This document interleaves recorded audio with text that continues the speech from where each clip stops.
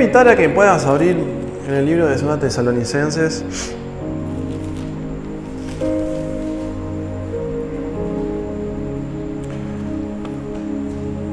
Hoy voy a tratar de hacer abuelo de pájaro y terminamos el capítulo 1. Sé que es para profundizar, es algo que me atrapó en diciembre, cerca de las fiestas. Encontré verdades que incluso este mes, este tiempo lo he estado viviendo un poco en carne propia por diferentes... No estoy hablando de que fui perseguido por seguir el Evangelio, no, pero las pruebas y demás siempre te ayudan a recuperar y que muchas veces te terminás hablando a vos mismo cuando estás hablando. Así que quiero compartirte y vamos a leerlo abuelo de pájaro. Algo que me llamó mucho la atención y bueno, veremos si lo podemos terminar, es cortito.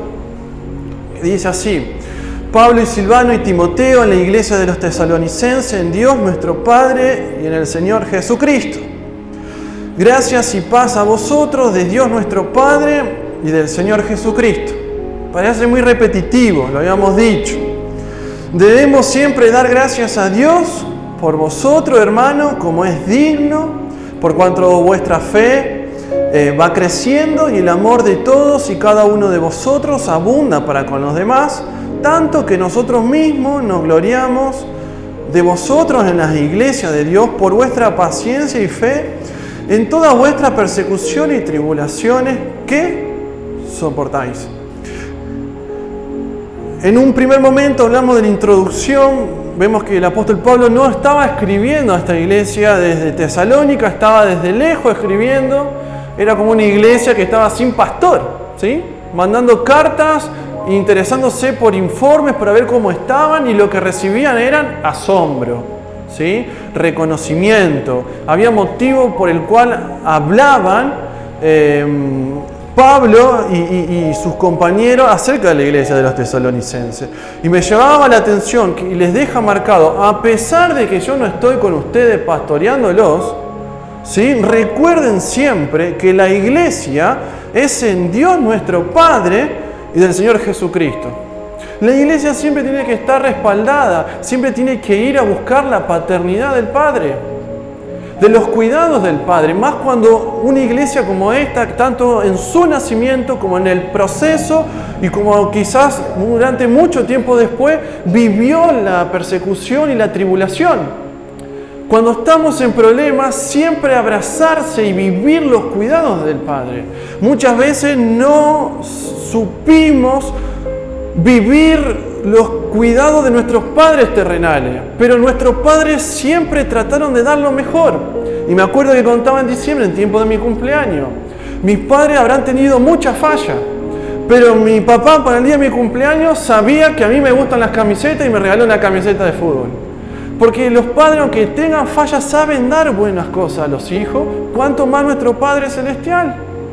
Entonces, a pesar de que estemos en problemas, recuperar siempre, anclarse siempre en los cuidados del Padre. Y la segunda cosa que el apóstol Pablo le dice: no estoy yo, pero siempre refúgiense en los cuidados del Padre, iglesia. Van a tener pruebas individuales y pruebas a nivel iglesia, no sé, lo que sea. Pero siempre acudan a los cuidados del Padre, es el mejor lugar y el mejor refugio. Y también dice el señorío de Jesucristo. No de Jesús, de Jesucristo. Del Cristo que ya venció la muerte, del Cristo que está reinando, del Señor de todas las cosas. No, la iglesia no es una iglesia que busca o que vive a un Jesús crucificado, como hay religiones que sí. Claro, la crucifixión es una parte, pero la iglesia se sustenta y se ancla, y si estamos acá es porque Cristo resucitó. Por lo tanto, podemos comunicar buenas noticias de victoria para aquellos que están en perdición y que no creen y que están en desesperanza. ¿Cuánto más para nosotros que podemos estar atravesando algún problema? Entonces, era como que no estaba Pablo para estar ahí con los hermanos apoyándolo, pero les marca enseguida que la base siempre de la iglesia no depende de tal pastor, no depende de quien les predique, sino de los cuidados del Padre y del señorío de Jesucristo. Y una iglesia que marca y que vive eso, es una iglesia que está en el lugar correcto. No importa si son 5, no importa si son 100.000. Si la iglesia siempre recupera el amor y vive la paternidad del Padre y vive el señorío de Jesucristo, es una iglesia que está transitando en el lugar correcto. Y dice otra cosa, después dice gracia y paz a vosotros y lo vuelve a remarcar, le enfatiza eso. Eso hablamos la primera vez. Después algo que me llamó mucho la atención, lo leí varios comentaristas, pero hay algo que me llamó la atención, que fueron dos cosas que desarrollamos en 2 domingos, que era la fe y el amor, ¿sí? La fe es algo que nosotros nos sustentamos, que vivimos por fe, ¿no? La iglesia se sustenta creyendo que la palabra de Dios es veraz y que Dios de verdad existe, de que todo lo que hay escrito existe. Pero algo que me llamaba la atención es que él habla el apóstol Pablo de que la fe va creciendo y también el amor. Y muchas veces nos topamos con hermanos que están sufriendo. ¿Y cuál es la respuesta típica que decimos? Cuando vemos a un hermano que está pasando una prueba o nos comenta algo, ¿qué le decimos? Voy a estar orando por vos. Ahora mi pregunta es, ¿orás por el hermano? ¿Estás al lado del hermano compartiendo las cargas? Bien, si lo haces, genial. Pero cuando oramos, le decimos que vamos a estar orando, ¿qué estamos orando al Señor? Y el apóstol Pablo pide, remarca, resalta 2 características que tenemos que tener siempre presente y reconocerle a alguien que está sometido en medio de una prueba, que está soportando una prueba, que es la fe y el amor. Hay 2 características que siempre tenemos que orar a un hermano que esté pasando en prueba. Decirle, hermano, reconozco que está tu fe siendo inquebrantable, que estás ahí luchando. Voy a seguir orando para que tu fe no falte y para que tu amor no abunde. 2 características que muchas veces nos las perdemos, no sé por qué cuestión, pero que son centrales para alguien que está pasando.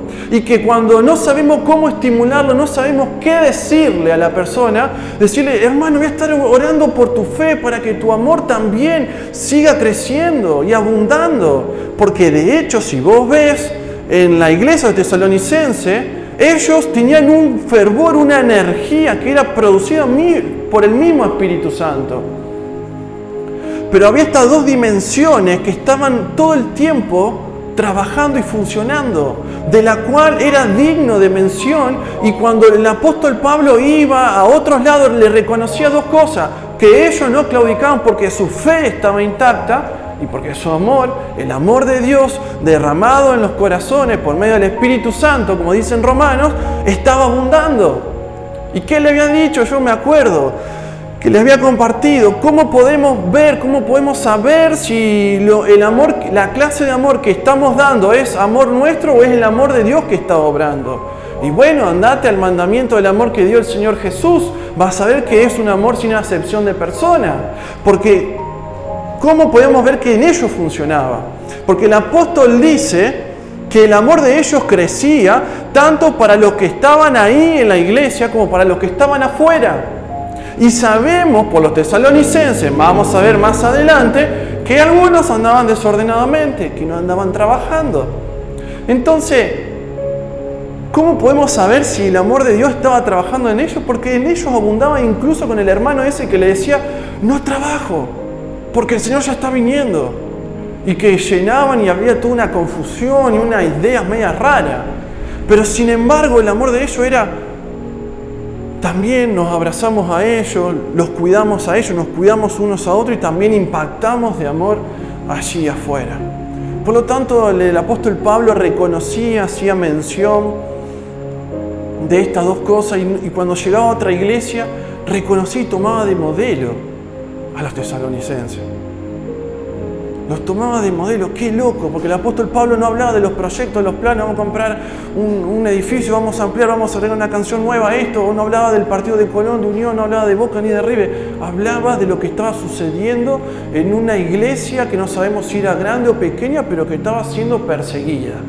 Suponemos que era una iglesia pequeña.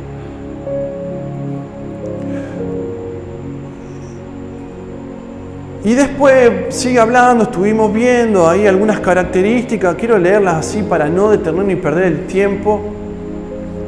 Que la fe que tenían ellos era una fe en movimiento, no era una fe estática, muerta, que se conformaba con leer las Escrituras, una fe que aplicaba las Escrituras, que buscaba la voz de Dios para hacer, para compartir, ¿no? Y esa fe que está en movimiento es la que se pone a prueba, siempre. Si no haces nada, y lo más probable es que no te pases nada, que no te pase absolutamente nada.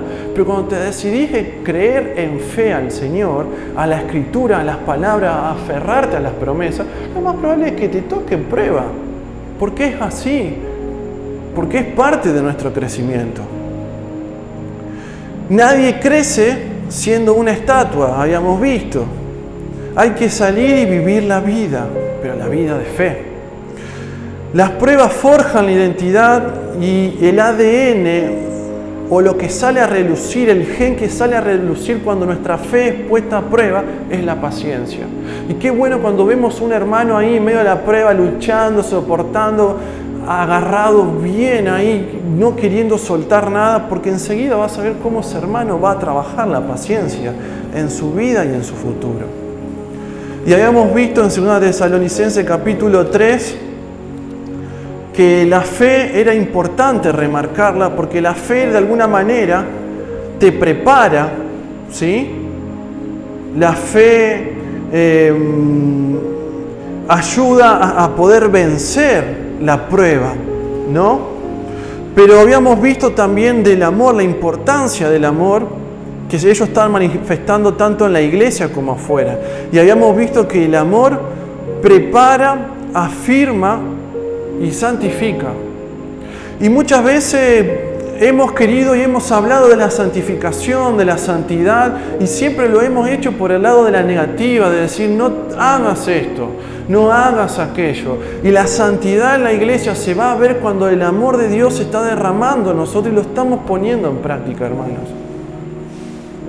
De hecho, el apóstol Pablo lo dice en 1 Tesalonicenses 3, dice, versículo 12, la oración del apóstol era la fe y el amor. Y dice, y el Señor os haga crecer y abundar en amor, unos para con otros y para con todos, como también lo hacemos nosotros para con vosotros, para que sean afirmados vuestros corazones irreprensibles en santidad delante de Dios nuestro Padre, dice, en la venida de nuestro Señor Jesucristo con todos los santos. Lo que hace el amor de Dios es prepararte, afirmarte y también mantenerte apartado para Dios, para algo mejor. ¿Qué quiero decir? Que aunque tengas pruebas, aunque reniegues en la semana con un montón de cosas, vos tenés que decirle al Señor cada día, Señor, ayúdame con la fe, ayúdame a mostrar tu amor para mantenerme enfocado en Dios. Alguien que busca, alguien que se preocupa por la santidad, es alguien que está enfocado, no que es que se distrae del enfoque que es la persona de Jesús.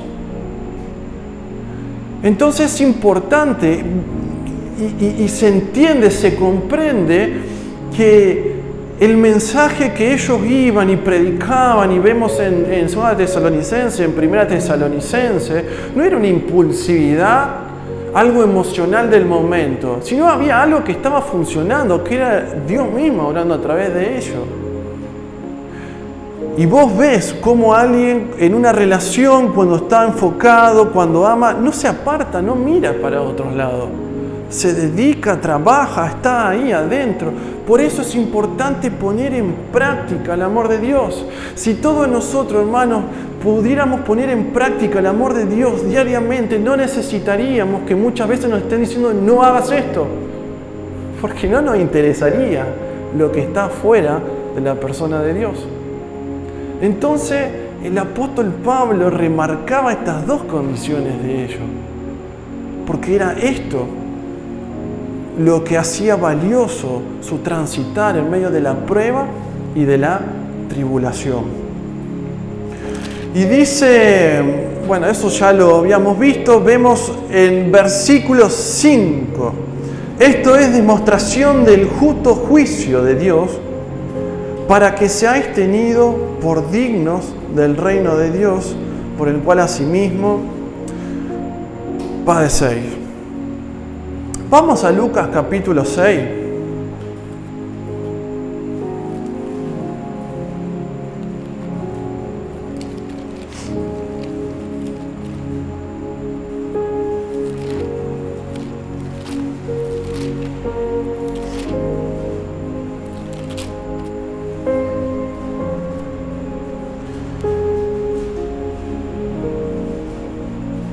Versículo 27. Pero a vosotros, los que oís, os digo, amad a vuestros enemigos, haced bien a los que os aborrecen, dice, bendecid a los que os maldicen y orad por los que os calumnian. Y al que te hiera en una mejilla, preséntale también la otra. Y al que te quite la capa, ni aun la túnica le niegues. Y a cualquiera que te pida, dale, y el Señor va enseñando algunas cosas. Ahora, ¿cómo hacemos amar a nuestros enemigos? ¿Cómo hacemos para aguantar la afrenta y no querer ir en venganza, hacer justicia? ¿Cómo hacemos eso?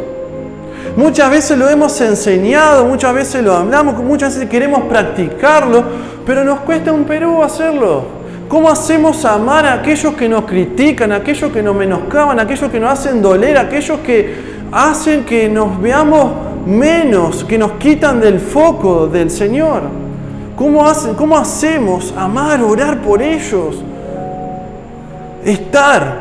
Hay un hermano que el jueves decía y preguntaba, decía, ¿cómo podemos hacer por aquellos que hacen mal para que cambien? O algo así era la cosa que decía. ¿Cómo hacemos? Está bien, Jesús lo enseñó, era el Hijo de Dios, era re fácil quizás para él hacerlo, pero ¿cómo hacemos nosotros que nos sale el indio de adentro? El viejo hombre. ¿Cómo lo vivimos?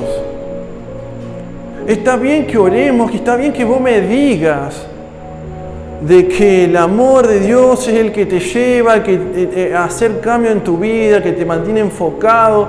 Perfecto. Vimos la semana pasada en la Santa Cena de la mujer pecadora, en la frase que Jesús dice, el que ama mucho era ¿por qué? Porque mucho se le ha perdonado. Y cuando nos vemos delante de Dios todo lo que ha hecho el Señor, tenemos que ponerlo en práctica eso, porque muchas cosas nos ha perdonado el Señor y nos sigue perdonando. Pero ahora, ¿cómo lo hacemos en ese momento? Porque el apóstol Pablo les dijo, les reconocía, les mostraba, les decía esto, lo otro, pero ahora quiere fortalecer sus conocimientos, su pensamiento, lo que hay dentro de ellos para que puedan seguir firmes. Y ahora sí, vayamos a 2 Tesalonicenses.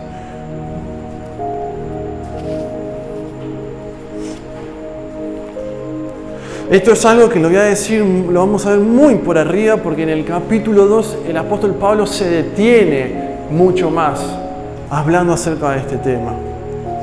Esto es demostración del justo juicio de Dios, para que seáis tenidos por dignos del reino de Dios, por el cual asimismo padecéis. Porque es justo delante de Dios pagar con tribulación a los que os atribulan. Y a vosotros que sois atribulados, daros reposo con nosotros cuando se manifieste el Señor Jesús desde el cielo con los ángeles de su poder, en llama de fuego, para dar retribución a los que no conocieron a Dios, ni obedecen al Evangelio de nuestro Señor Jesucristo, los cuales sufrirán pena de eterna perdición, excluidos de la presencia del Señor y de la gloria de su poder, cuando vengan aquel día para ser glorificado en sus santos y ser admirado en todos los que creyeron, por cuanto nuestro testimonio ha sido creído entre vosotros. Y cortamos acá. Mucha información, muchos versículos, mucha verdad contenida en esto que podríamos estar deteniéndonos varios domingos para hablar de esto. Pero el apóstol Pablo les dice, es necesario, hermanos, la fe y el amor, pero sustenten toda su vida interior con una esperanza. Con una esperanza, con una convicción, con una verdad. Nadie se mueve en el mundo si no tiene una verdad. De hecho, la gente que no se mueve, que no tiene una verdad, anda desesperanzado, anda con incertidumbre, anda con ansiedades, con depresión, con un montón de cosas. Pero el cristiano, el Hijo de Dios, tiene que sustentar su vida, enraizarse con verdades bíblicas. Y nuestra gran verdad es que vamos a obtener la salvación un día, el sacrificio de Cristo, la victoria de Cristo, pero también ir al futuro una vez cuando no estemos más acá en la tierra. Y dice que el apóstol Pablo en el versículo 5 que todo esto, lo que ellos estaban pasando, era una demostración del justo juicio de Dios.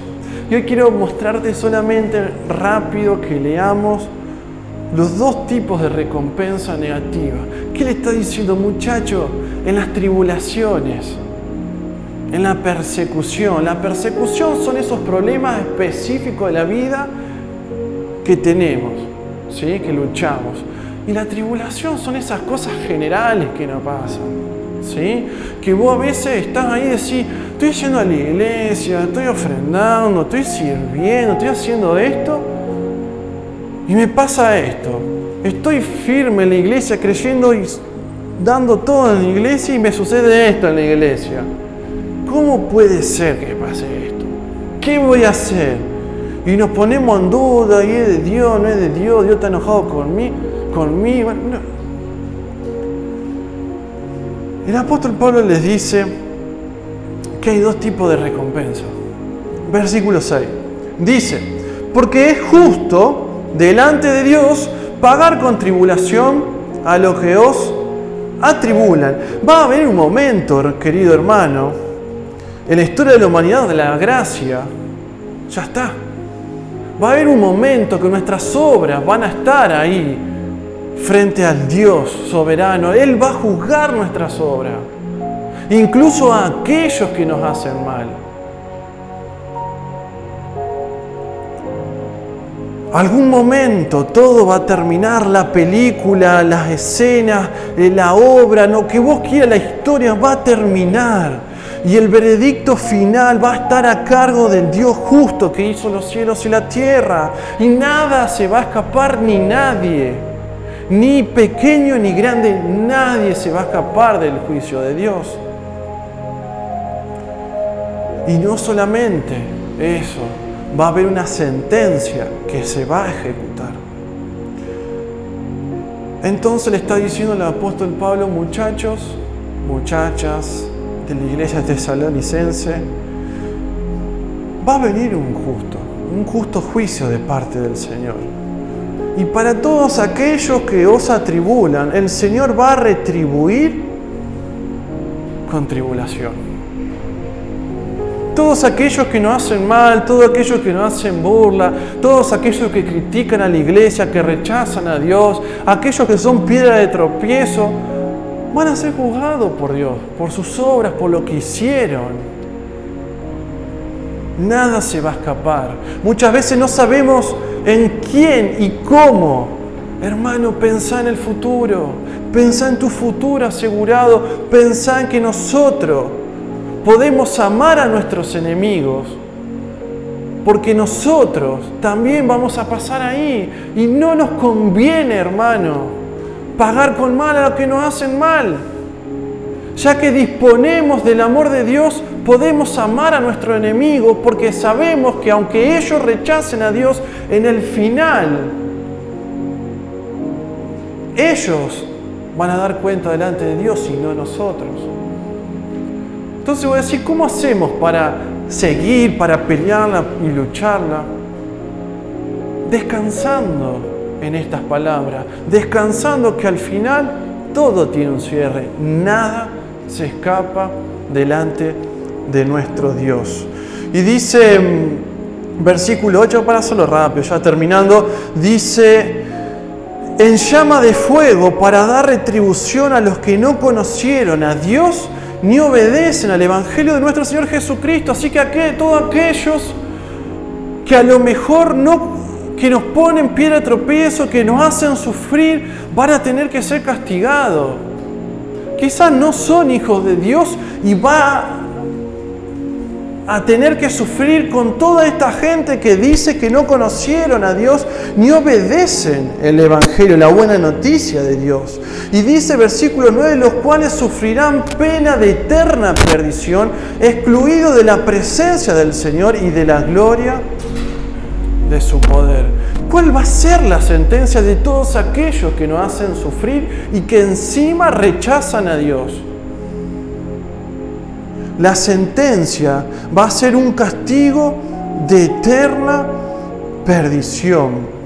Dice, sufrirán pena de eterna perdición. ¿Qué quiere decir? Cuando vos ves un poco en el original y demás, dice que toda esa gente va a recibir su paga por lo que hacen, por lo que hicieron, por rechazar también a Dios. Y la pena no es por un Dios vengativo, según este versículo, sino porque ellos mismos se crearon las condiciones para ser castigados por sus obras, no porque Dios lo está esperando para castigar. Es lo que habla el versículo. Entonces, ¿por qué podemos amar a nuestros enemigos? Porque la fe es fácil ponerla en movimiento, pero permanecer en el amor en medio de las circunstancias difíciles, amando a nuestros enemigos, amando a aquellos que calumnian, que nos hacen mal, es lo más difícil. Y le dice el apóstol a la iglesia: muchachos, va a haber una recompensa para todos aquellos. No se preocupen, ustedes sigan adelante. Y dice que la presencia, que el castigo va a ser excluido de la presencia del Señor. No habla de que Dios va a aniquilar a todos aquellos que rechazan a Dios, sino que los va a excluir de la presencia del Señor y de la gloria de su poder. Ausencia para siempre de la presencia de Dios. Ahora vos decís, vos pensás que todos aquellos que generan la persecución, que rechazan a Dios, que entorpecen el crecimiento de la iglesia porque no obedecen al Evangelio de Dios, ¿esperarán al final para sufrir esto? Yo creo como convicción personal que la persona que rechaza a Dios ya está viviendo ahora la exclusión de la presencia de Dios, ¿o no? Por eso se explica que acuden a tantas religiones, a tantos ídolos, a tantas cosas, buscan. Pero también hay una recompensa positiva, que es lo que dice el apóstol Pablo: va a dar reposo a ellos. En un futuro, hermano, vamos a disfrutar, vamos a tener un completo disfrute del Señor. Y dice acá que daros reposo es que va a dar un aflojamiento de tensión, va a dar un descanso de presión. A mí me pasó la semana pasada, llegué de viaje, sabía que tenía que arreglar la batería del auto que no me prendía, que tenía el ventilador roto, que tenía que arreglar ahí, que tenía que sacar plata ahí para acá. Estaba en el jueves, en el ayuno, estaba orando, me siento al lado del lavarropa a orar en el piso, se me rompe el lavarropa ahí, ¡tac! Y era como decía el Señor: ahí está, ahí, lo que te vengo hablando, ahí, disfrutá de que algún momento todos estos reniegues van a pasar, que te voy a dar reposo. ¿Por qué preocuparnos ahora?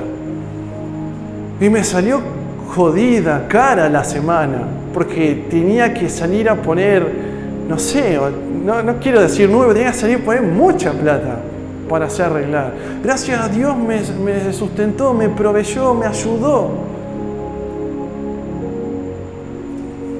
Las pruebas están, las tribulaciones están. Amados, tenemos que pedir para que nuestra fe no falte, para que nuestro amor abunde, pero también conociendo de que un día vamos a tener reposo total, no vamos a renegar más. Entonces, si estamos enfocados en todo eso, ¿por qué preocuparnos de aquellos, de aquella, de la situación que nos hacen mal? El cristiano que se preocupa demasiado es un cristiano que está desenfocado, que en alguna de estas áreas hay como alguna fallita, algo que no está funcionando bien. Y es sorprendente porque después dice, te la tiro así para ya terminar, dice, cuando venga aquel día para ser glorificado en sus santos y ser admirado por todos los que creyeron. Una revelación del apóstol Pablo en este versículo, para ser glorificado en sus santos. No vamos a estar nosotros glorificando a Dios. La presencia del Señor, el disfrute, el descanso que vamos a tener va a ser tan grande, mi querido hermano, que nosotros mismos, como un espejo mismo, vamos a reflejar la gloria del Señor. ¡Wow! Si no te lo parece tan pobre explicándotelo en unas pocas palabras, en unos segundos. Y va a ser tan grande lo que vamos a vivir, que tenemos que animarnos, tenemos que seguir, tenemos que luchar, tenemos que aferrarnos en fe, pidiéndole al Señor que siga abundando también nuestro amor, sabiendo y sustentando nuestras vidas en el conocimiento de que lo mejor está por venir. Para tu vida, para la iglesia, para tu familia, si conocen al Señor. Y lo dejo en tu casa para que leas y hagas tus conclusiones, porque no vamos a llegar en tiempo. Pero es sorprendente la oración que hace el Señor, el apóstol Pablo con los tesalonicenses, pidiéndole que el Señor siga cumpliendo todo su propósito en ellos para que puedan seguir firmes. Hermanos, que podamos anclarnos, que podamos seguir permaneciendo. Y sabemos que las angustias, los problemas son temporales, que nos espera algo mejor para nosotros, los hijos de Dios. Amén.